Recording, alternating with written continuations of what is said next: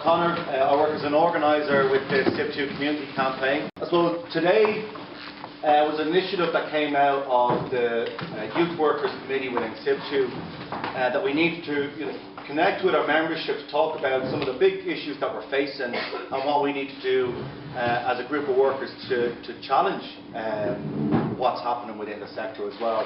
We also recognise that there's a wider group of people who are interested and involved within the youth work sector, and it's great to have the Irish Youth Workers Association here today as well, and we've been starting to work more and more closely with them as well, which I think is a really important development. Just on the running order today, we're going to have a few words from a couple of different people. Aisling Golden, she's involved with the committee and has been organising protests and doing some tremendous work. She's going to talk a bit about the work of the committee over the last year. Mick O'Brien from NUI Maynooth is going to say a few words as well about, I have it marked down as sector solidarity. That's good, Brian. And it's great to have Mick, and sorry, I should have mentioned as well, tying in what's happening within the other third level colleges as well, I think is a really important aspect to this. We have Micah, who is involved in the youth project and is studying in Liberties College at the moment, and then Mark is going to say a few words as well just about his own experience within the committee and what's been happening over the last year as well. I think that's everybody. So then what's going to happen after that is that we're going to have roundtable discussions. We have 3 questions for you to discuss, talking about the challenges we're facing, what we'd like to see happen, and what we can do to change things for the better.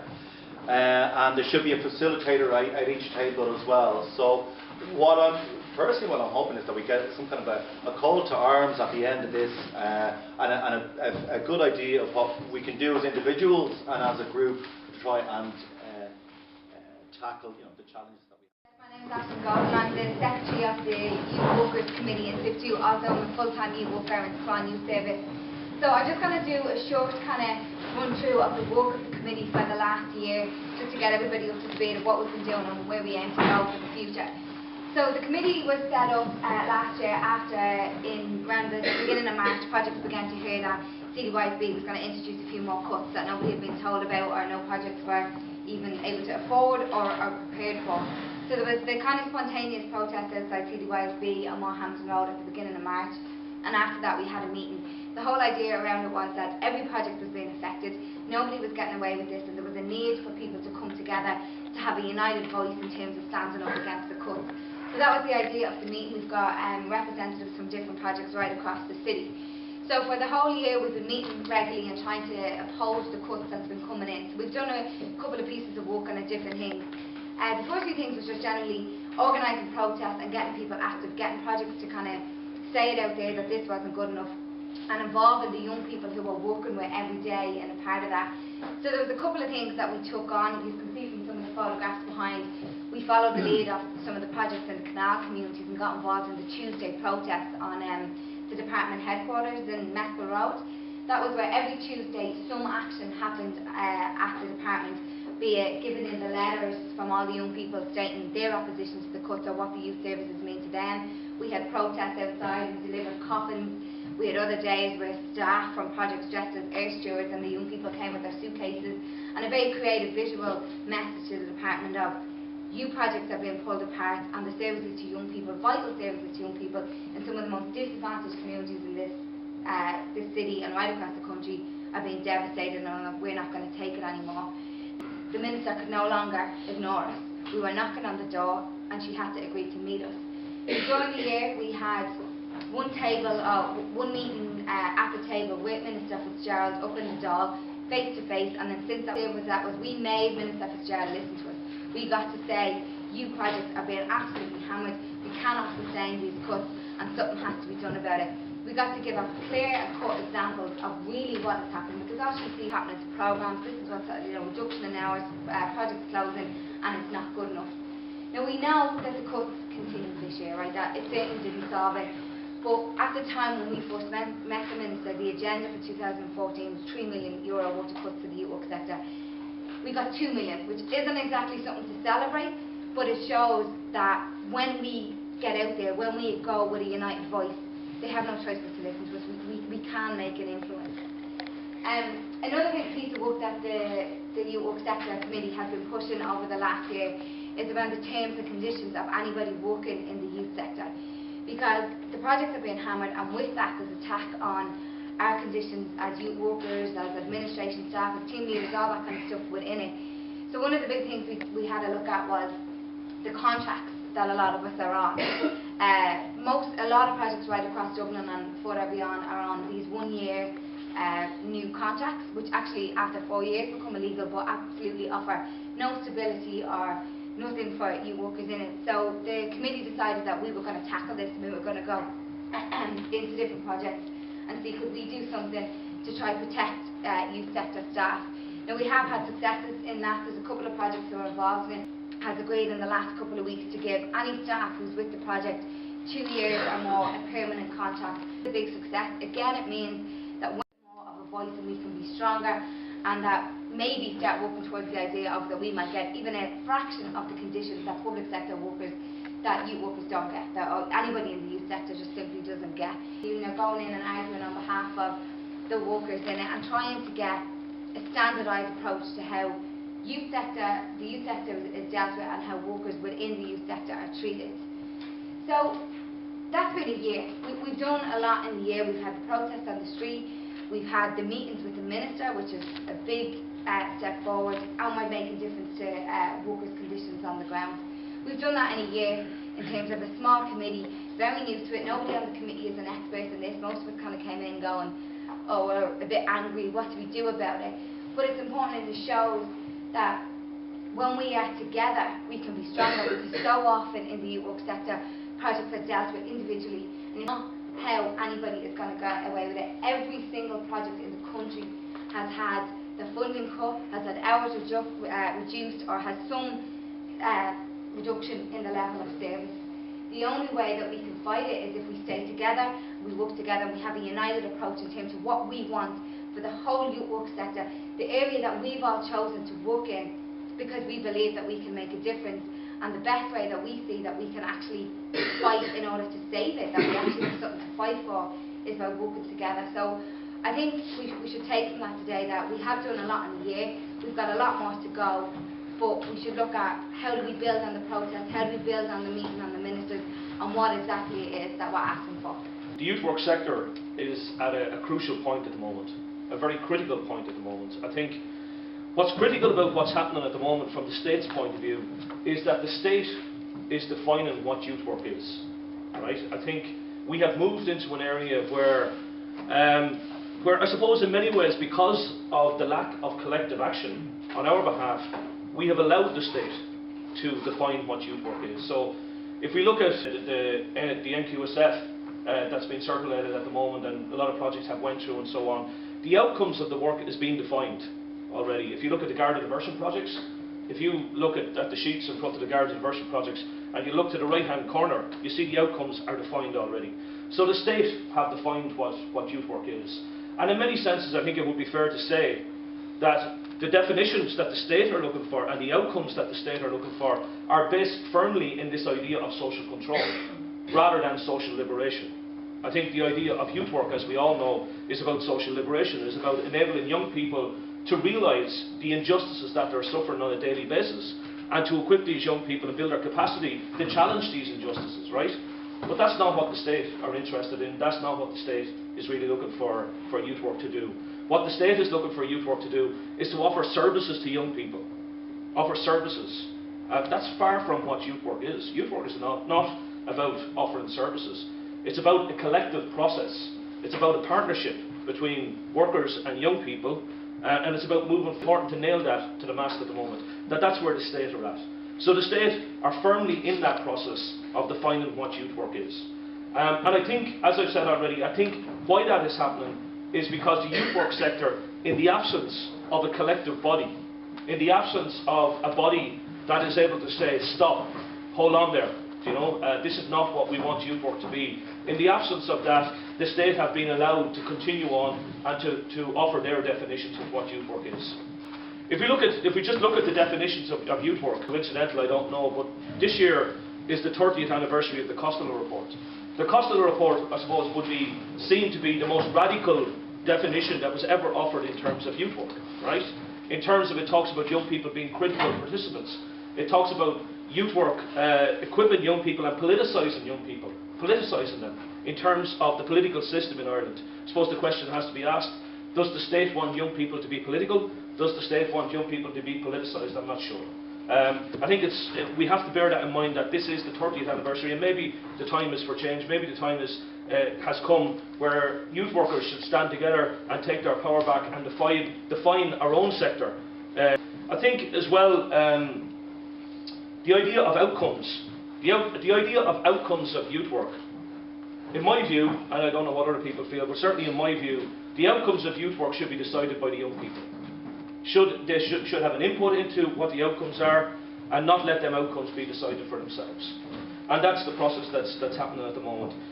I suppose the idea of the Irish Youth Workers Association, of which I've been involved with myself, the idea of professionalisation of youth work has come up. This question of the professionalisation of youth work has come up, but some people are, I suppose, a little bit fearful about this idea of professionalisation. And I think as well, it has been stated in other countries as well, that once we start talking about professionalisation, a fear comes into the sector. You know, a fear, people get fearful around it, and rows and difficulties start to happen.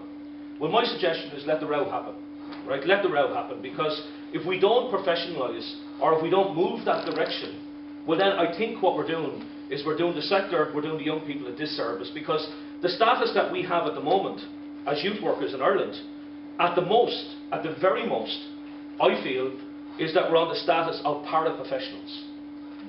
At the very most. We're not seen in the same light as social workers. We might try and fool ourselves and say we are, but we're not.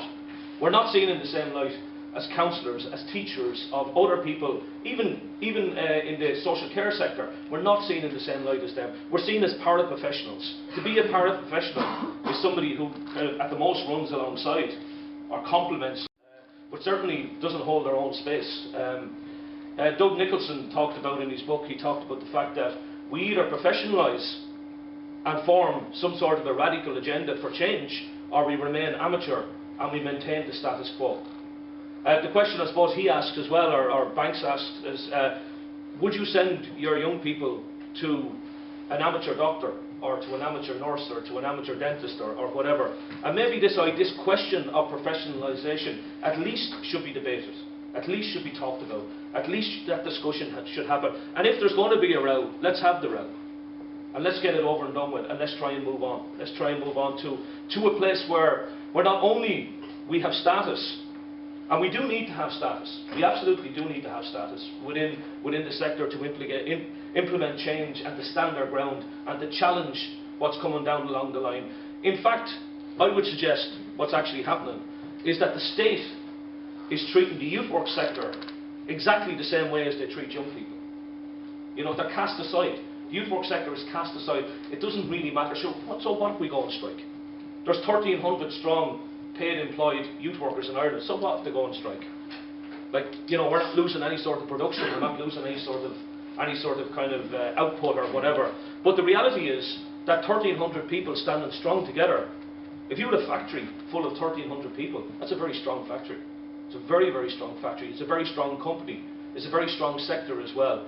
And I suppose my suggestion today is that through whatever means that we can do it, we need to have collective action. We need to have collective solidarity. And we need to come together collectively. After all, that's one of the principles of our work, is coming together collectively. And if that's one of the principles of the work, we've been very bad at doing it. Although there has been efforts made, but somewhere along the line they fell down somewhere. I think the idea of the Irish Youth Workers Association, I think is a very powerful idea. I think it's a really, really powerful idea. If you look at when cuts come to the nursing sector, or cuts come to the teaching sector, that body is able to negotiate with the state. They're recognised as a body that can negotiate with the state. They're recognised as a body that can say, stop, we don't accept this. What do we have within the youth work sector? That on a different level. What if we were able to do that on a level that really, I suppose, gains us status, gains us power, and gains us a collectivity which is powerful in itself. So I would encourage people, I certainly would encourage people to, whatever comes out of today, that let that be one of the objectives of today, that together with the Irish Youth Workers Association and the SIP2 Union as well, that somewhere down along the line there can be some, I don't know whether it's a partnership or whatever it is, but somewhere down along the line there can be something that stands together and I suppose stands up against these cuts, because if we don't, we have seen what's happening already. We've seen what has happened. They could implement cuts anywhere down along the line, with more cuts coming as well, make no mistake about that. Make absolutely no mistake about that. There's more coming down along the line as well. They can do what they like, because we have nobody to stand against it. Encourage this idea of collective solidarity, of this idea of coming together as a body and as a force. As I said, 1,300 people doesn't sound a lot, but if you have 1,300 people outside your door, it's a lot of people. So, we do have strength, we do have power, and it's about time that we own that, and it's about time that we got it together. Thanks. I'm Michael Nolan. How did I get into youth work? How I got into youth work was youth workers came to the school and decided to interact with us and do a programme with us, because the teachers couldn't handle us. You know, we were completely mad, and even today, when the youth workers say that it was the worst group that you ever had, because people just throw chairs, and we came from, you know, there was a part that that school just couldn't handle. You know, you couldn't with a relationship like that. You know, it can't people now. You know, the dynamics of the group changed. You know, you could see that. You know, people got better in themselves. You know, and I've seen that myself. So from there, we kind of wanted to be a mechanic, and that didn't work out. I hate the job. You know, I got the apprenticeship, and I absolutely hated it, and I walked out. Then I decided to do a bit of volunteer work in Broyle, and found that really, really powerful. The young people were absolutely brilliant. You know, there was something there that was powerful for young people. You know, and for myself to see there's a change happening. You know, not even when I'm in their lives, but it's mad to explain. You know, the different relationship with a teacher than what a youth worker can have, you know, and we found that absolutely powerful. And we're just going now, you know, education in schools. There's different education, you know, and it's not about the issues that are facing young people today. It's about meeting a certain standard of exams, and if you don't pass that, you're claimed as a failure, you know, and it's wrong. You know, there's no equality, there's way of life, you know, for them. And it's about us empowering ourselves and telling them that they are someone and that they have got a voice, you know.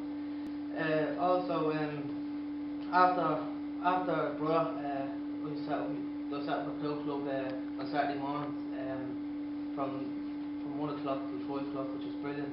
And then I got them involved in Martin's Pool Club, in the bringing away to represent Ireland Pool, and it was absolutely, that went really, really well, and overall it was very successful.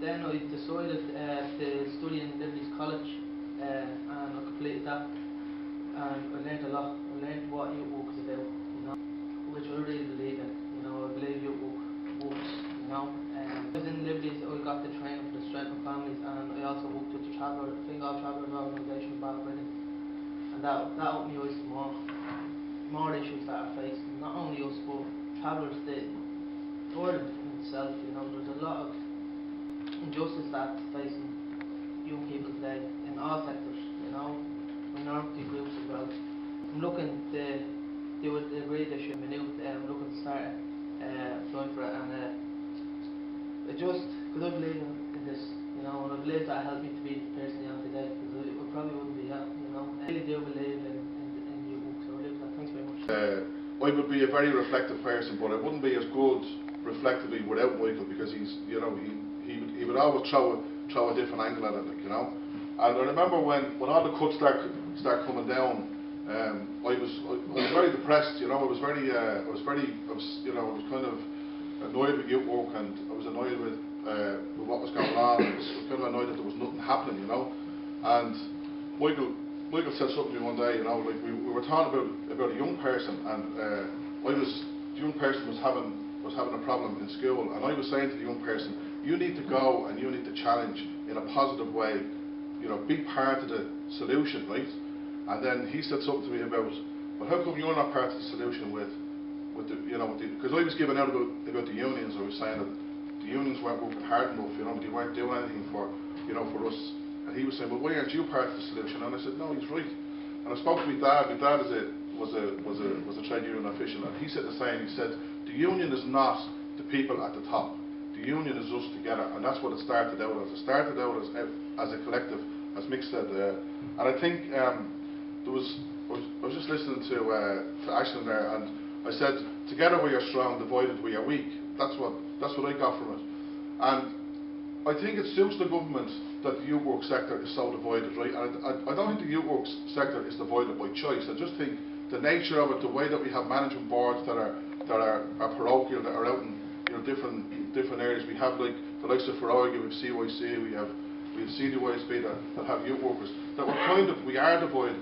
But this is an arena where we can come together. I want to encourage people to get on board with the union. Somebody was saying to me, Jerry was saying to me there earlier, how do we get involved? Just turn up. And if you want to know when the meetings are on, you know, ring me, ring Dara, ring the union and find out when the meetings are on. Get in touch with us. We're all on Facebook. You're welcome. If there's somebody not representing your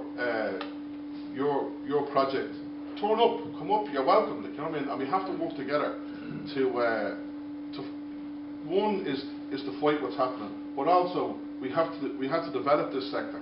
We have to, you know, the stuff that Mick is saying, you know, is really good and important. But together we can actually make this sector really important, and it is really important. And the work that we do, listen to Mick out there.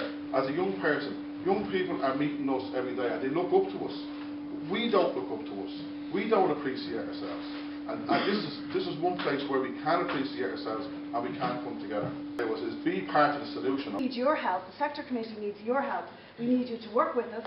We need you to come to our meetings. We need you to take back the work and the proposals that come out of the sector committees back into our projects, back to other workers, back to young people, back to our communities, back to the artists that we work with, to the schools that we work with, the agencies that we work with. I'm not a youth worker, but I work in the sector, and I know how rich and diverse and professional the sector is. And it's not just 1,300 youth workers, it's much, much, much bigger than that. So we need your help to get out there and to mobilise all of those people behind our voice and make us into one big, strong voice, so that we don't have to ask their permission anymore. They have to ask our permission the next time they want to. If they even want to think the words youth sector, they have to be talking to us and asking for our permission before they do anything, and that's what we need to achieve.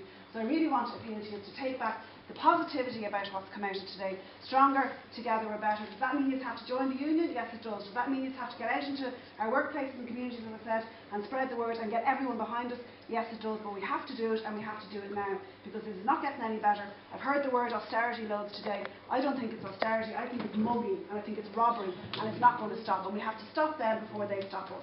So thanks a million today. Get out there and make this work for us all together.